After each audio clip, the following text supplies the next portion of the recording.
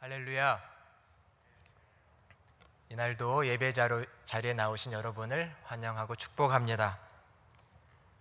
명절이지만 또 조심스럽게 또 부모님 댁에 지방에 방문한 우리 청년들도 있을 줄로 압니다. 안전하게 또 돌아오는 길 안전하게 돌아올 수 있기를 간절히 소망합니다. 지난 시간에 이어서 계속해서 생명과 삶이라는 주제로 시리즈 설교를 하고 있습니다.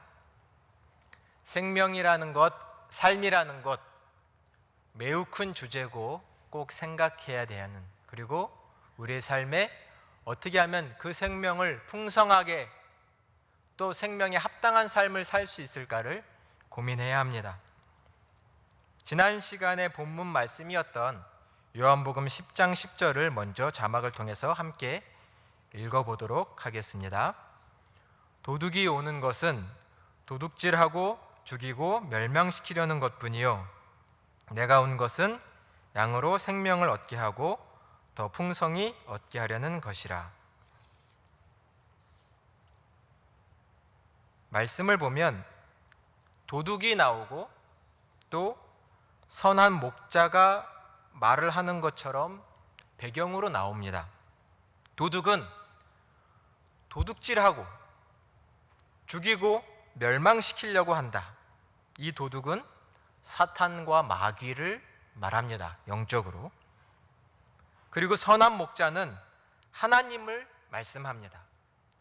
하나님은 양을 살리는 하나님이고 양의 생명을 더욱 풍성하게 하시는 하나님이십니다.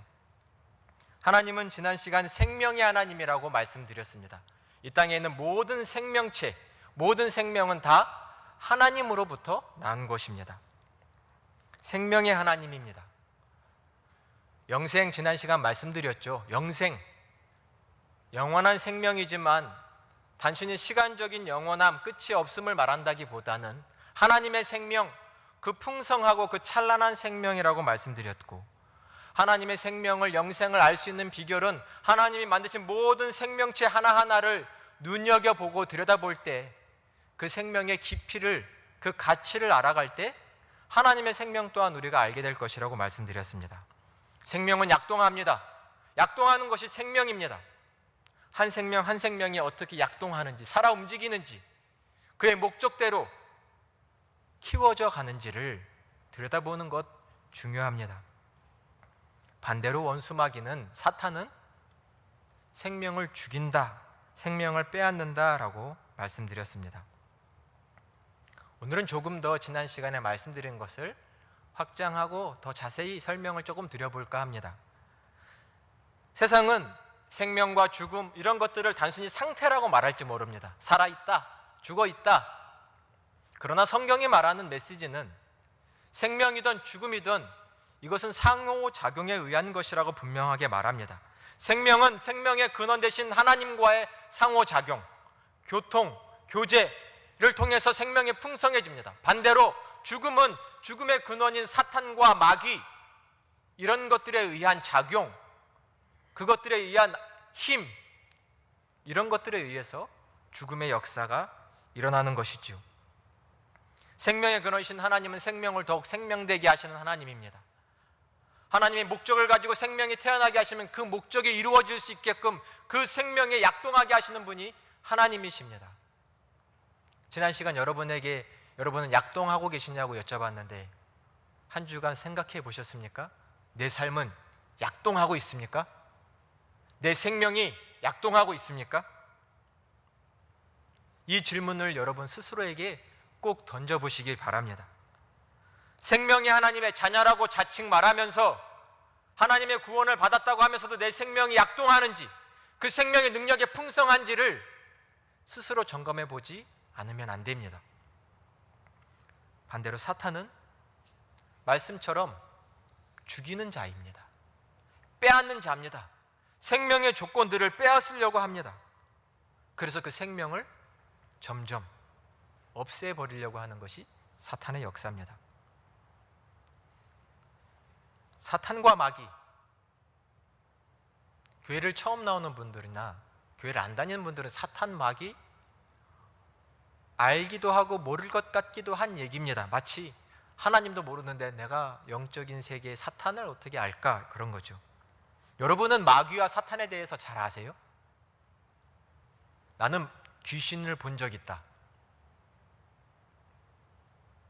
한 번도 없네요? 본 적 없으세요? 귀신을? 있는데 제가 여쭤볼까 봐 말 안 하시는 거죠. 귀신 본 적 있을 수도 있습니다. 귀신 같은 형체를 내가 본 것 너무 무서워서 다시 기억을 안 하고 싶으실 수도 있을지도 몰라요. 귀신이 뭔가요? 귀신. 사탄, 마귀는 뭔가요? 우리는 성경적인 개념을 좀 가지고 있나요? 가끔 공포영화 같은 거 여러분 가끔 보시죠? 여름에 머리를 길게 풀어 헤치고 얼굴은 창백한데 막 눈과 입 같은데 막 피가 나고 막 무섭죠.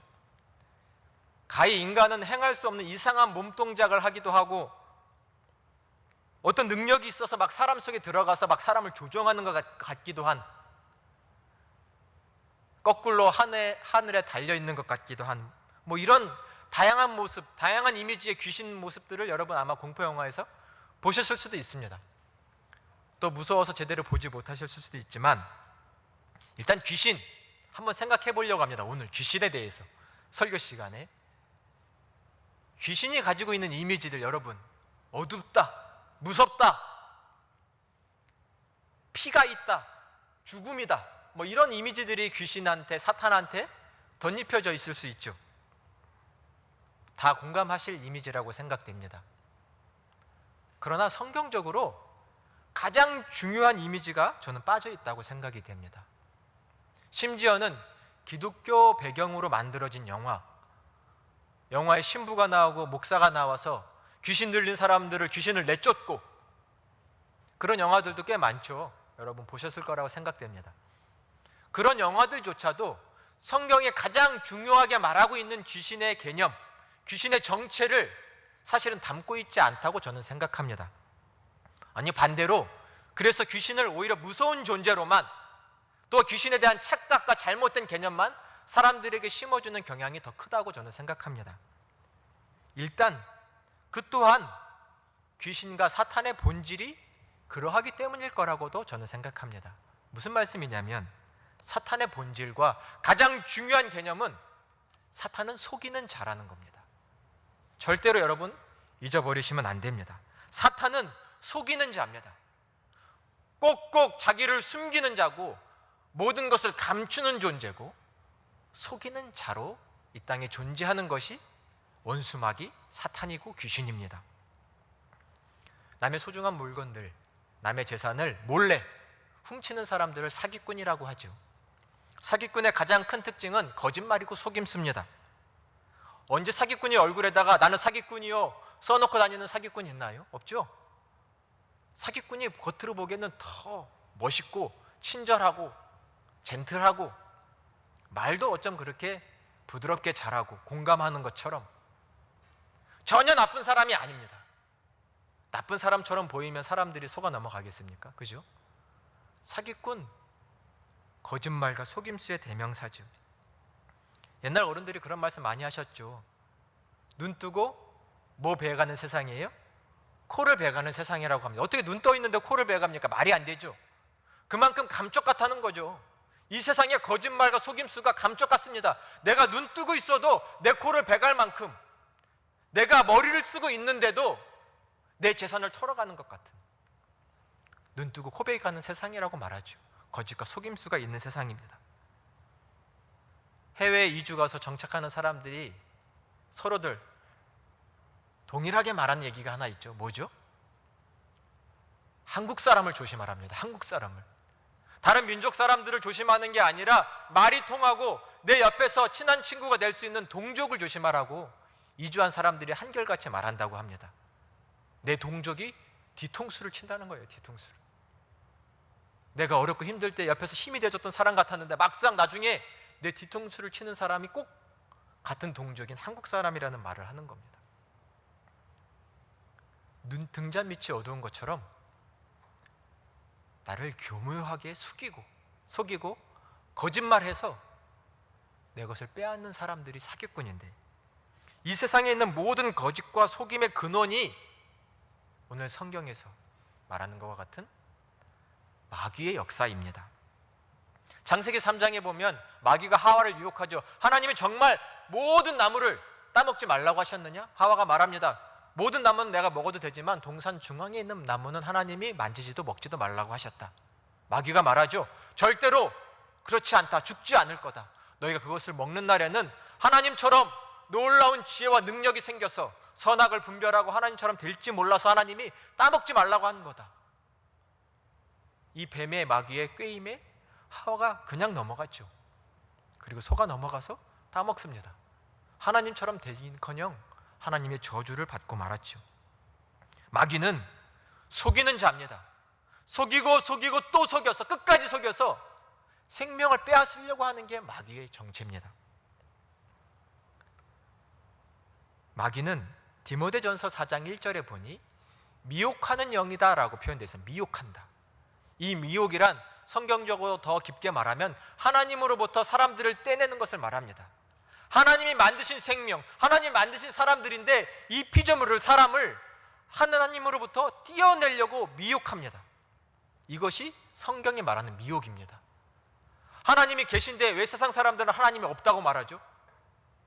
우리는 하나님이 있다고 믿는데, 그들은 영적으로 말하면 마귀의 미혹을 받아 그들의 눈이, 귀가 닫혀 하나님을 보지도 듣지도 못하는 상태에 처했다라고 말할 수 있습니다.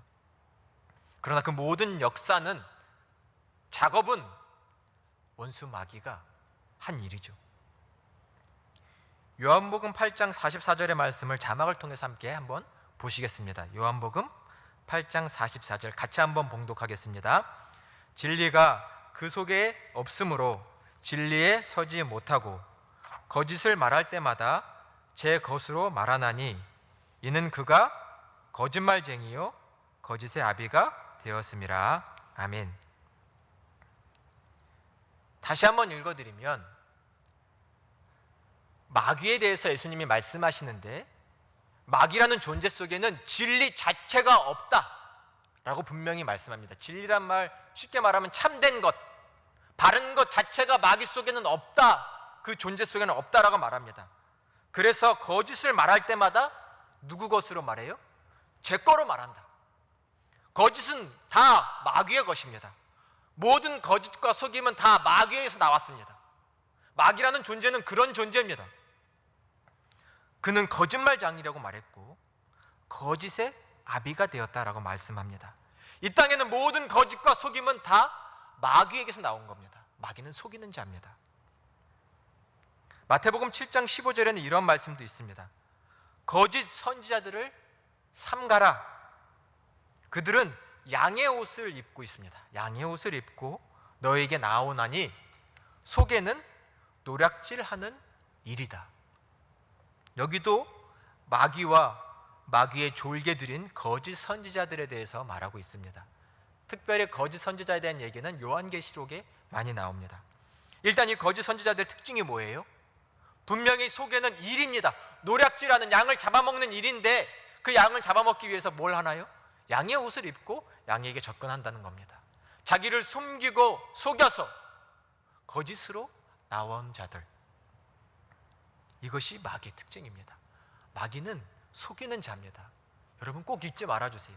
마귀의 정체가 뭐예요? 속이는 자입니다. 자기의 정체를 꼭꼭 숨기는 자입니다. 왜요? 생명체를 죽이기 위해서, 생명을 빼앗기 위해서 자기를 속이고 숨기는 자입니다. 마귀는 정체를 숨깁니다. 마치 공작원들이 자기의 정체를 숨기는 것보다도 더 교묘하게 자기의 정체를 숨깁니다. 마귀가 무서운 존재인가요? 귀신이 무서운 존재인가요? 엄밀히 말하면 귀신은 무서운 존재로 이미지를 가질 것이 아니라 귀신은 카멜레온 같이 어떠한 다양한 상황 속에서 다양한 모습으로 생명에게, 인간에게 나타나 그 생명을 빼앗으려고 하는, 천의 얼굴을 가진, 천의 속성을 가졌다고 할 수 있는, 자기를 여러 모습으로 가장하는 속임수, 최고의 사기꾼이라고 말할 수 있는 존재가 마귀입니다. 그래서 우리는 마귀를 분별할 줄 알아야 됩니다. 성서에서는 분별이라는 말을 참 많이 씁니다. 분별해라. 때를 분별하라. 영을 분별하라. 심지어는 사람을 분별해라 라고 말합니다. 그 말은 때와 영과 사람 모든 배후에 마귀가 역사하기 때문에 그 마귀의 배후를 캐치할 수 있어야 된다는 거죠. 이때 역사하는 마귀, 어떤 강한 힘과 영에 의해서 역사하는 마귀, 때로는 사람을 통해서도, 사람의 말을 통해서도 역사할 수 있는 마귀를 분별해내야 된다는 것이 성경의 메시지입니다. 여러분, 그런 분별하면서 살아보셨어요? 사실 이런 분별을 하면서 산다는 것, 어쩌면 우리가 신앙생활을 해오면서도 우리의 개념 속에 깊게 새겨져 있지 않을 수도 있습니다. 분별한다, 영을 분별한다. 그러나 마귀는 늘 카멜레온 같이 자기의 얼굴을 바꾸기 때문에, 자기의 모습을 드러내지 않으려고 하기 때문에 마귀의 역사가 무엇인지를 분별하려고 하는 것이 신앙인의 지혜라고 말할 수 있습니다. 정말 지혜입니다, 그게. 오늘은 일단 마귀가 무섭다라고 느껴진다면 그 이유 또한 한번 말씀드려 보려고 합니다. 마귀가 자신을 무서운 모습으로, 혹 여러분 중에 귀신을 본 사람이 있다면 그 귀신의 모습이 끔찍하고 무서웠을 텐데, 그런 무서운 모습이었다면, 그 존재가 내 옆에 있는 것처럼 느껴져서 내게 두려움을 줬다면, 무서움이 느껴졌다면, 다시는 그 체험을 하고 싶지 않다면, 그 목적 또한 마귀는 생명을 죽이려는 목적이 있는 겁니다. 즉, 사람에게 두려움을 주고 싶은 거죠.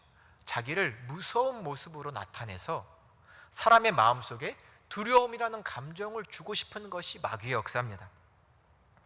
사람이 무서운 마음이 생기면, 두려운 마음이 덜컥 생기면 이상하게 하나님을 신뢰하는 마음이 뚝 떨어집니다. 겁을 먹으면 이 겁을 먹은 상황을 다시 겪고 싶지 않아서 마귀를 의식하면서, 귀신을 의식하면서 하나님께 나아가고, 하나님께 기도하고, 하나님께 말씀을 보고 신뢰하는 그 삶을 잠깐 멈춰버리는 경향들이 생깁니다. 마귀가 노리는 건 바로 그런 거죠.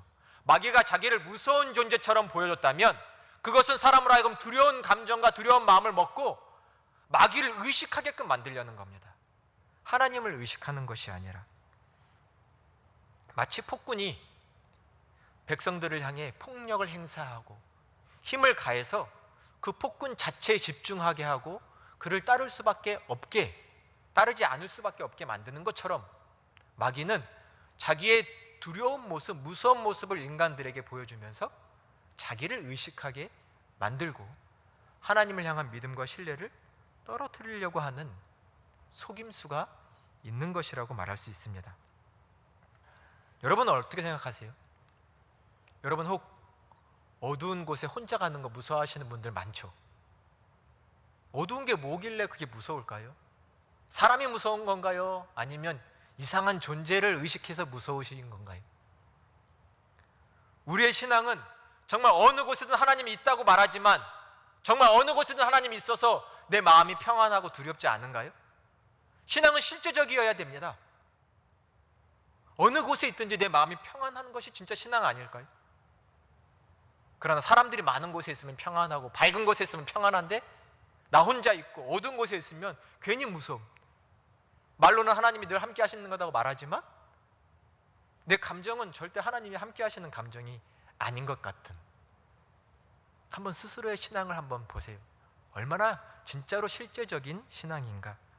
내 평안의 정도는 어느 정도인가? 마귀는 속이는 자입니다. 절대로 잊어버리시면 안 됩니다. 마귀는 자신을 매우 과대하게 표현합니다. 속이는 자입니다. 마치 사기꾼이 거들먹거리는 것처럼, 좋은 옷을 입고 좋은 차를 타고 다니는 것처럼 마귀는 자기에게 능력이 많다고 표현합니다.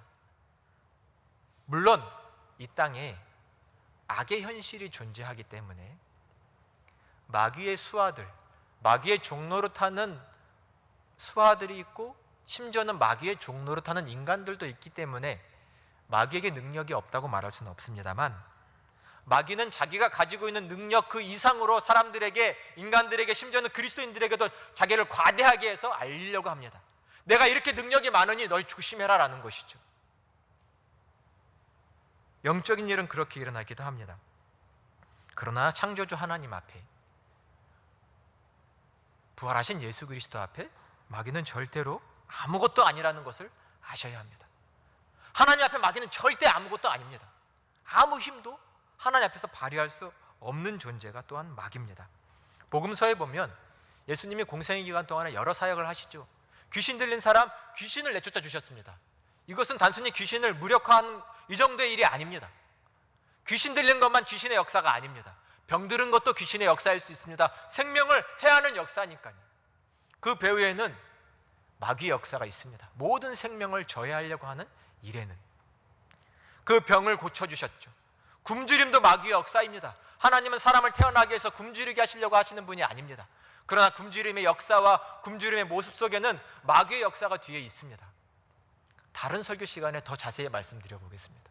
굶주림의 역사, 사람을 소외시키는, 따시키는 역사, 사람을 외톨이 만드는 역사, 마음에 병이 들게 하는 역사들, 거짓 가르침으로 매혹하는 역사들, 이 모든 역사가 다 마귀의 역사인데 예수님께서는 그 공생 기간 동안에 그 모든 사역 하나하나를 다 부셔버리셨죠. 마귀의 역사를.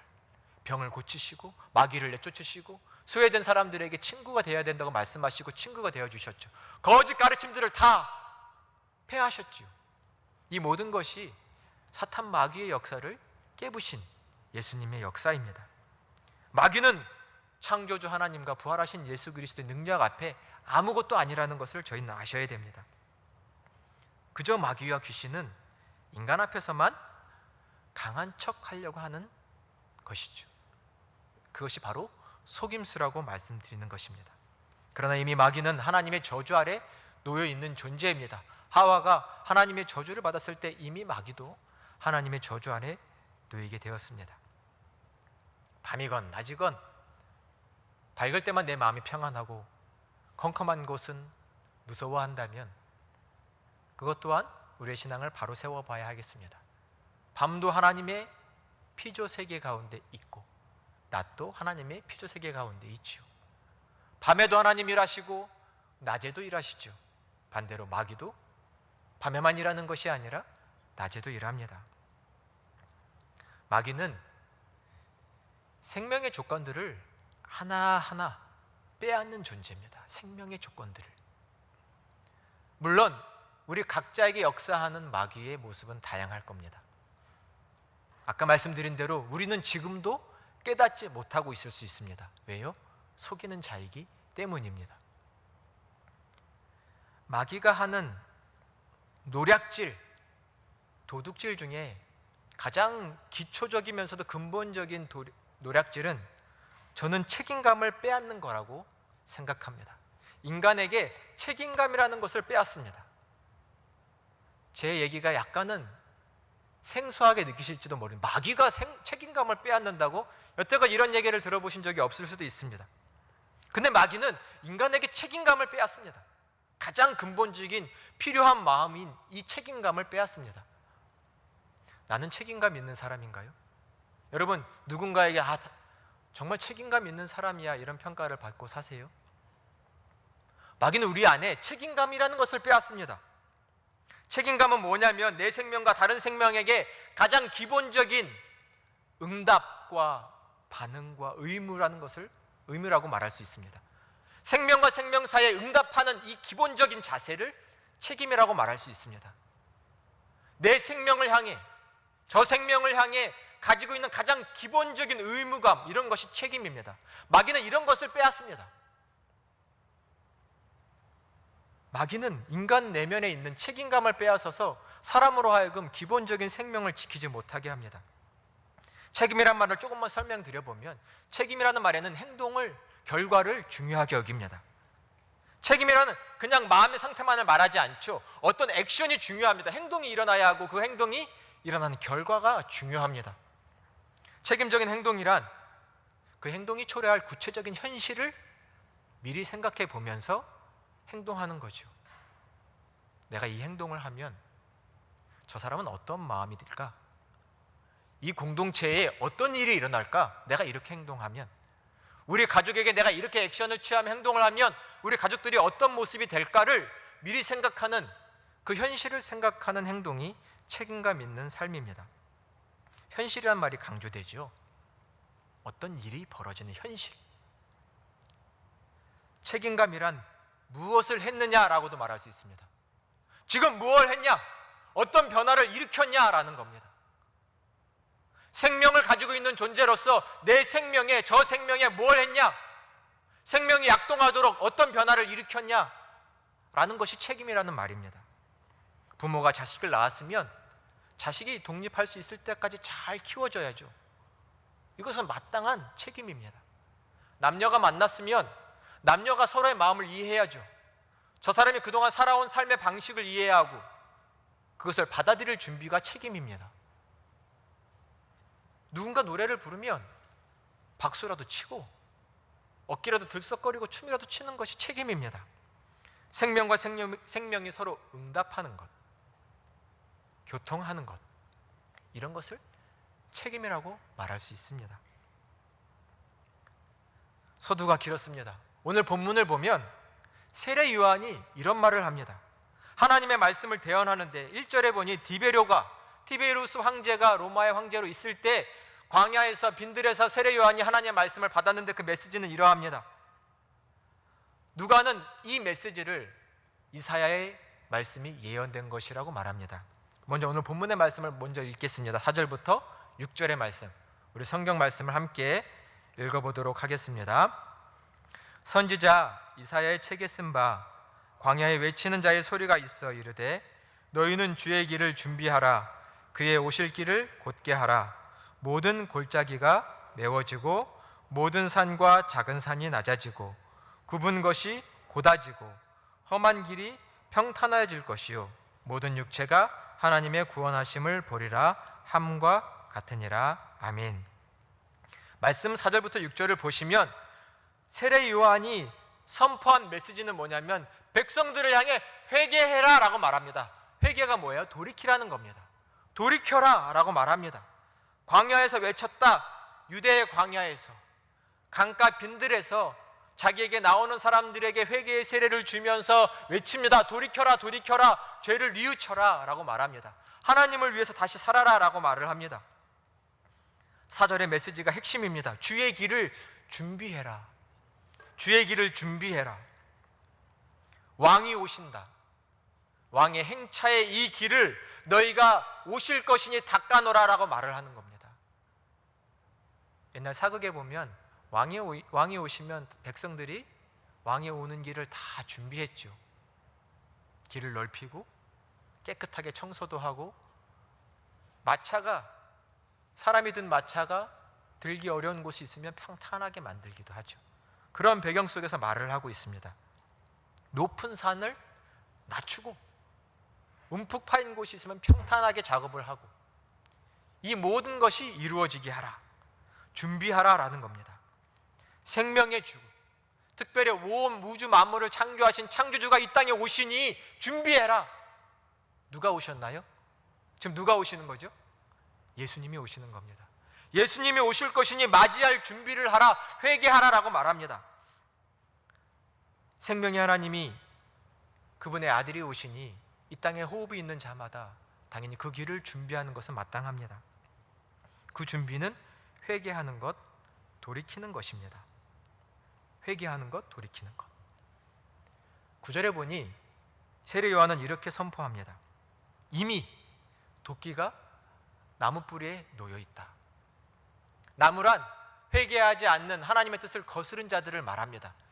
도끼가 이미 나무 뿌리에 놓여 있습니다. 나무꾼이 도끼의 날을 잘 갈아놔서 나무 옆에 탁 놓고 도끼를 베기 전에, 도끼질을 하기 전에 스트레칭을 하는 시간처럼 이제 막 도끼질을 시작할 겁니다. 시급합니다. 곧 지켜 나무가 불에 태워질 겁니다. 세례 요한은 매우 시급하게 말하고 있습니다. 지금 곧 생명의 주 왕이 오실 것이니 너희는 회개하라라는 겁니다. 돌이키라라는 말씀입니다. 매우 강력한 메시지죠. 여러분에게 누군가 찾아와서 너 지금 회개하지 않으면, 돌이키지 않으면 하나님께서 심판하시고 벌 주실 거야, 이렇게 확신 있게 여러분에게 말하면 그 말을 듣고 가만히 계실 분이 있으세요? 당신 이 잘못 지금 돌이키지 않으면 당신 가정이 벌을 받을 거예요? 이렇게 말하면 그 메시지에 응답하지 않을 사람이 어디 있겠습니까? 10절에 보니 사람들이 말합니다. 이렇게 세게 도끼가 남의 뿔에 놓였다고 말하니, 곧 다 찍혀서 불에 던져질 거라고 말하니 우리가 무엇을 하면 되겠습니까? 라고 말합니다. 우리가 무엇을 하면 되겠습니까? 어떻게 하면 되겠습니까? 어떻게 하면 그 심판을 피할 수 있겠습니까? 세례 요한의 대답이 의외입니다. 근데 세례 요한의 대답이 앞에서 말한 그 강력한 메시지와 달리 세례 요한의 대답이 의외입니다. 11절을 보세요. 11절에 보면 옷 두 벌이 있는 사람이 있느냐? 옷 없는 사람에게 나눠줘라. 우리는 옷이 많죠. 그 당시에는 옷이 엄청 많지는 않았습니다. 이 외투가 귀했습니다. 그래도 두 벌, 세 벌, 네 벌 가진 사람들은 있겠죠. 이 옷이 귀하다 보니 옷이 없는 사람들도 있습니다. 왜냐하면 그 당시에 옷은 귀해서 이 옷을 맡기고 저당 잡히고 돈을 받을 수도 있었어요. 그만큼 이 외투라는 것이 귀한 시대입니다. 돈이 없어서 외투를 저당 맡긴 사람들, 그 때로는 추위를 막을 수 없는 사람들이 있는 거죠. 즉 가난한 사람들입니다. 그런 사람들에게 너희 옷도 줘라. 그러나 이 메시지는 평범하다고 말할 수 있죠. 당연히 없는 사람들, 가난한 사람들 도와주는 것, 거창한 것이 절대 아닙니다. 차라리 세례 요한이 회개의 때가 됐으니, 심판받을 때가 됐으니 무엇을 하리오? 라고 말할 때, 자, 저 로마 제국을 향해서 봉기하고 일어나자. 저 악한 자들, 저 악한 세력을 처박자, 이기자. 우리가 힘을 합쳐서 독립하자. 이런 말을 하는 것이 아니라 너희 옷 하나 저 사람에게 줘, 이런 메시지입니다. 12절에 보니 세리들이 와서 말합니다. 우리는 무엇을 하면 좋을까요? 세례 요한의 메시지는 정한 세 외에는 더 받지 말아라. 그 당시 세리는 유대인들에게는 매국노입니다. 자국민의 피를 빨아먹는 거머리와 같은 존재가 이 세리인데, 이 세례자 요한이 야 세리 때려쳐라, 그 나쁜 짓 그만해라, 어떻게 그 로마의 앞잡이 노릇을 계속할래? 그런 일은 하지 말아야지, 하나님 나라가 가까이 오는데 세리를 때려치거라 라고 말하는 게 아니라 정한 세 외에는 더 거두지 마라. 다소 소극적인 메시지를 전하는 것 같습니다. 14절에 보니 군인들이 말을 합니다. 우리는 무엇을 하면 좋겠습니까? 강탈하지 말아라. 거짓으로 고발하지 말아라. 그 당시 로마 군인은 점점 점령하는 군인들입니다. 이미 이 유대인 땅에 와서 그들을 지배하는 자들입니다. 발로 밟고 손으로 치고 칼로 찌르고 창을 휘두르며 폭력을 행사하는 자들이고 무력을 시위하는 자들이죠. 다른 나라를 점령할 때면 많은 사람들을 죽일 겁니다. 그 당시의 군인은 그렇죠. 그러면 그러한 군인 하지 말아라 라고 말하는 게 아니라 강탈하지 말아라, 빼앗지 말아라, 거짓으로 고발해서 너 고발할 거야, 잘못한 거 고발당하고 싶지 않으면 내놔, 이런 짓 하지 말아라. 너희가 받는 급료를 족한 줄로 알아라 라고 말씀합니다. 이 세례 요한의 대답을 생각해 보면 대단히 기본적인 얘기입니다. 그냥 기본적인 얘기입니다. 세리가 당연히 정원세 받는 것이 당연하고, 군인들이 협박하지 않고 받은 급료로 살고 법대로 집행하는 것, 너무나 기본적인 얘기입니다. 지금 창조주 하나님이 생명의 주가 오시는데 심판할 거라고 말해놓고 세례 요한이 묻는 자들의 대답이 가장 기본적이고 보편적인 얘기를 합니다. 세리는, 군인은 가난한 자를 봤을 땐 이렇게 하거라. 그러나 이것이 성경의 메시지입니다.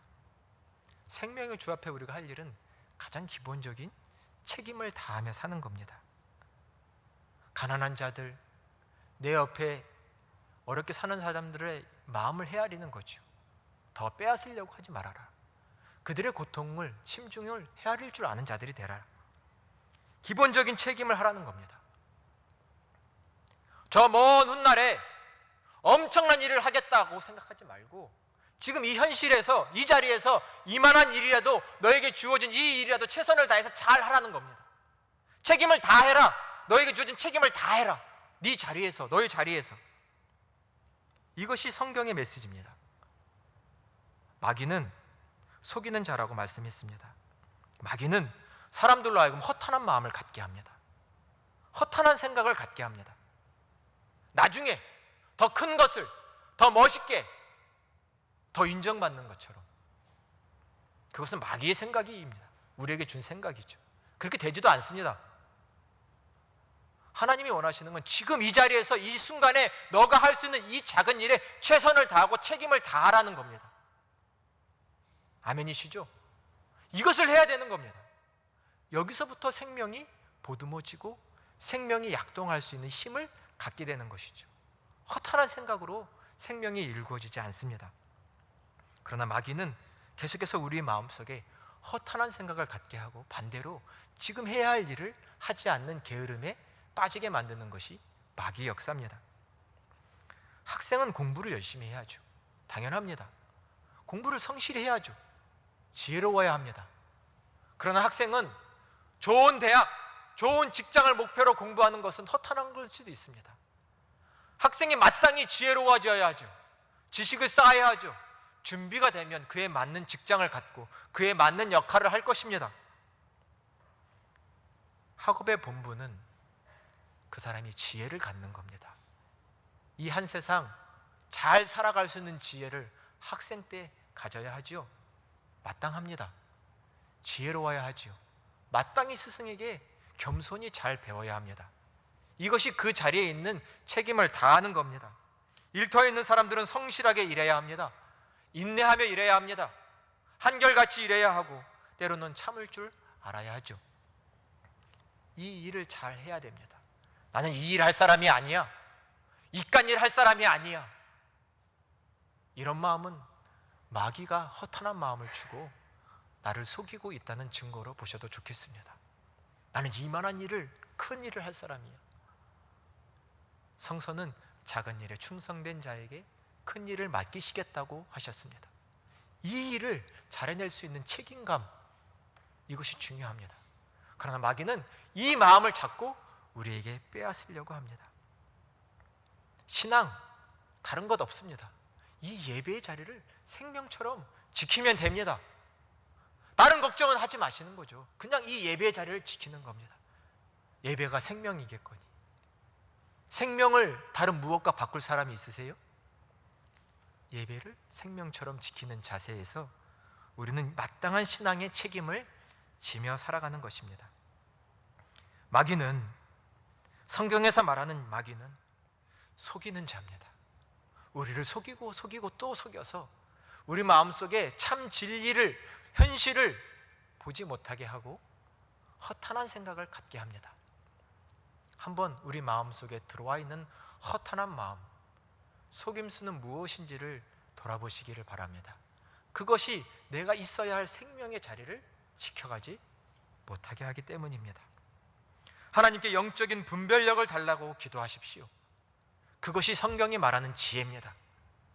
지금 내가 해야 할 일을 하지 못하고 있는 아둔함에 빠져 있다면 하나님, 내 눈을 열어서 마땅히 지금 내가 해야 할 일이 무엇인지를 알고 행할 수 있게 해달라고 하나님께 진실되게 기도하시기를 바랍니다.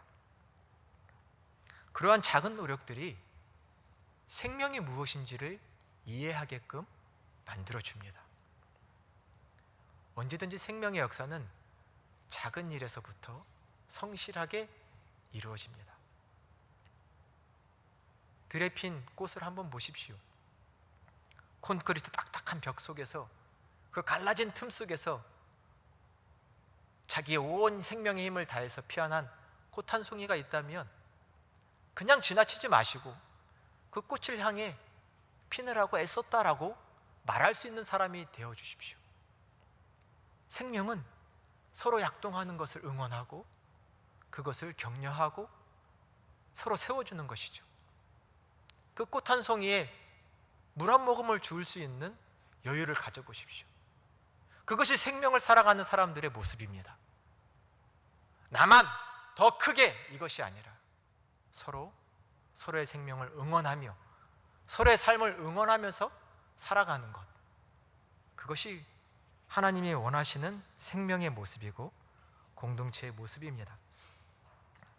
원수마귀는 우리를 속이고 생명을 빼앗으려고 하지만 하나님은 우리의 생명으로 더 풍성한 생명이 되게 하시는 하나님이십니다. 그런데 어찌 하나님을 떠나 행복하고 기쁨이 충만한 삶을 살 수 있을까요? 절대로 그 길은 없습니다. 생명의 주 되신 하나님만을 전심으로 의지하고 믿고 따르며 우리의 생명과 삶을 풍성히 행복하게 빚어가시는 여러분 되시기를 간절히 축원합니다. 유일한 기쁨과 행복은 나의 생명 주님께 드리고 그분의 생명을 내 생명에 채워 내 삶을 일궈갈 때만 이루어지는 것입니다. 또한 함께하며 서로의 생명을 격려할 때 이루어질 것입니다. 모든 낙심과 불신을 다 내어버리고 함께함으로 이 믿음과 소망을 키워가시는 우리 사랑하는 허그 공동체 여러분, 예배자들이 다 되시기를 주님의 이름으로 축원합니다. 기도하겠습니다. 은혜와 사랑이 풍성하신 하나님, 감사드립니다. 우리를 이 자리로 인도하여 주셔서 생명의 말씀을 듣게 하여 주시니 감사합니다. 우리가 무엇을 하여야 합니까? 하나님께 물으실 때 하나님은 너가 있는 그 자리에서 너의 본분을, 책임을 다하라고 말씀합니다. 내게 맡겨주신 그 자리에서 내 생명을 다해, 지혜를 다해 내게 맡겨주신 일을 다해갈 때 하나님은 놀라운 역사를 일으켜 주실 줄로 믿습니다. 그것이 생명의 약동이고 그것이 하나님의 역사를 이루는 비결인 줄로 믿습니다. 학생으로 일터에서 우리에게 맡기신 그 자리에서 책임을 다하는 하나님의 지혜로 행하는 예배자들이 되도록 주여 함께하여 주시옵소서. 우리 주 예수 그리스도의 이름으로 간절히 기도드립니다. 아멘.